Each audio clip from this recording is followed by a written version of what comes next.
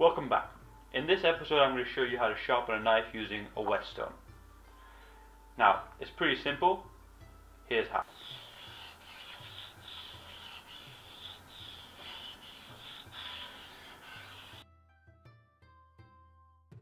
First important thing is you have to leave the whetstone in a water bath for about 15 minutes just to let all the water soak into the stone.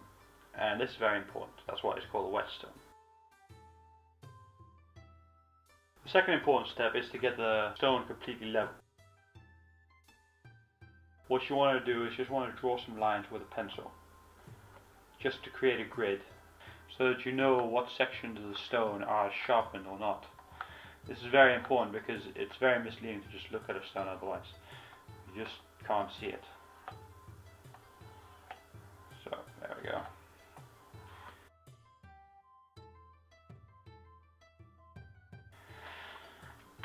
Okay, now you just simply take the other stone and you rub it against it, up and down, rotate, just to get all corners. Like this, you can simply already start seeing where the valleys and troughs are. Now yes, you can see it because this is dirty and that's not, but if it was all clean, you wouldn't know where it is.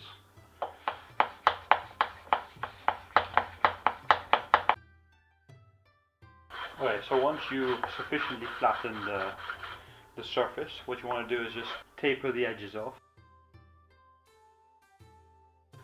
Okay, so we start our sharpening process on the lower grit. So this one is 1000, this side, and the other side is 8000. Now, I do recommend you have one stone between 1000 and 2000, and another stone of between 7000 and 10,000.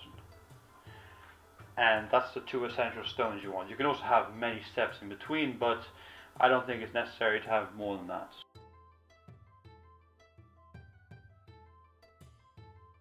There's a couple ways you can sharpen a knife. There's the strict Japanese way, which is forwards and backwards, and holding it at the exact same angle all the time. The Western way, which is you basically start at the back and then bring it to the front, and then to the back, to the front, to the back, and to the front. Basically going through the entire motion of the blade. I like to do it at about a 45-degree angle, and it's very important to hold your blade at about 10 degrees angle. So put flat on the ground and then just lift it up a little bit. And you're looking for about half a thumb's width up. Okay, and you just want to hold it at that level and then just bring it backwards, lightly forwards, bring back, relax, bring back, relax, and you want to just keep doing this and just move up and down the blade slowly.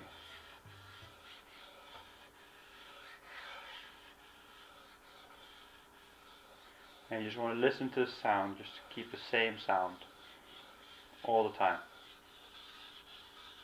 See this residue that's forming here on the stone? You want to keep this on it. You don't want to wash it off every time, because it's not the stone that grinds down the metal, but this metallic residue. Keep doing the same motion, same angle.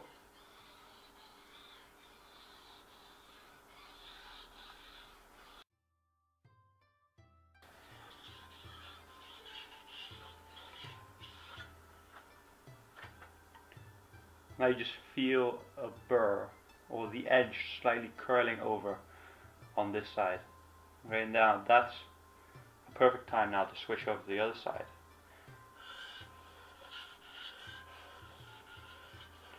And just repeat the process.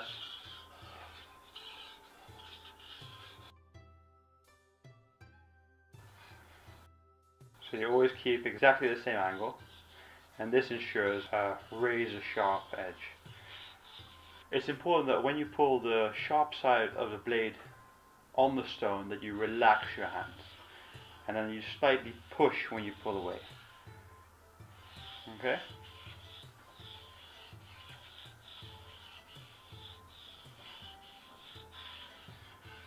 And just slowly move up and down the blade. Now the tip is the most difficult part I find to sharpen, because you have to vary the pressure, and to keep the angle you slightly lift the back up.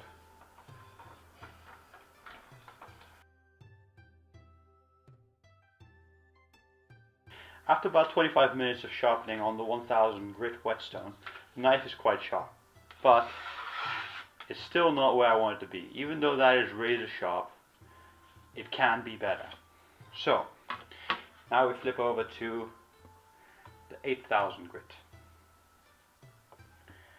So what you're doing is you're polishing the edge to its final stage.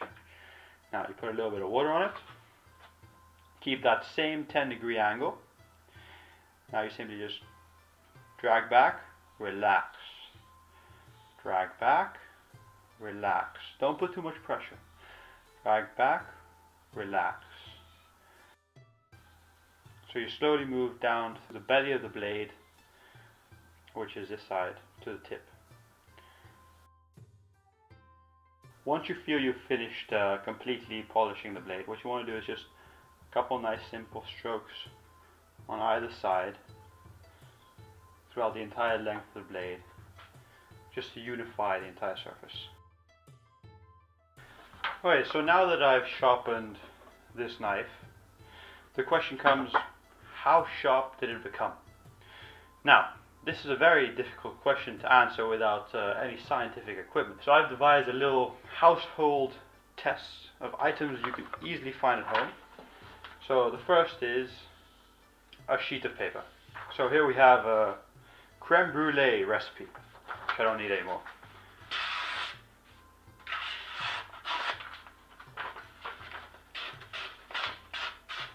Try to do that at home with the knife you have.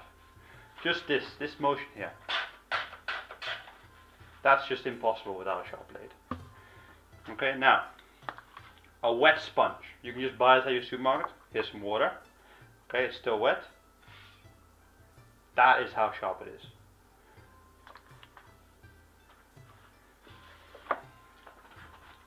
And now, a tomato.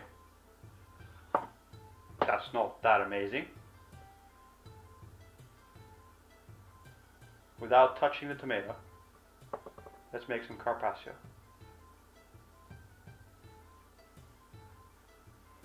I think I can go thinner than that. Come on.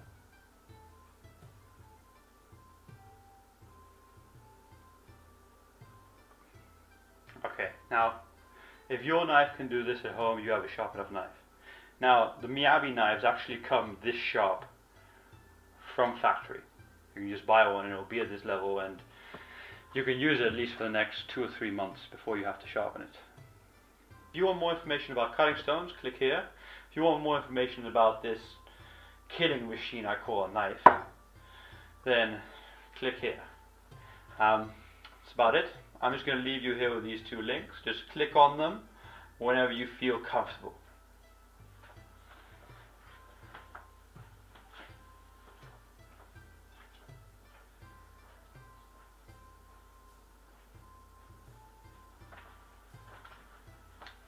Have you still not clicked on a link?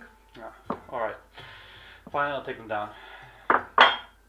Alright, next week I either have the choice of the spicy tuna roll 2.0 here, or the cucumber roll 2.0 here. Now, leave your choice of which roll to make next week in a comment below, and the winner will be made, and the loser will fade into history as a forgotten, never made sushi roll. Sad, sad place for any sushi roll.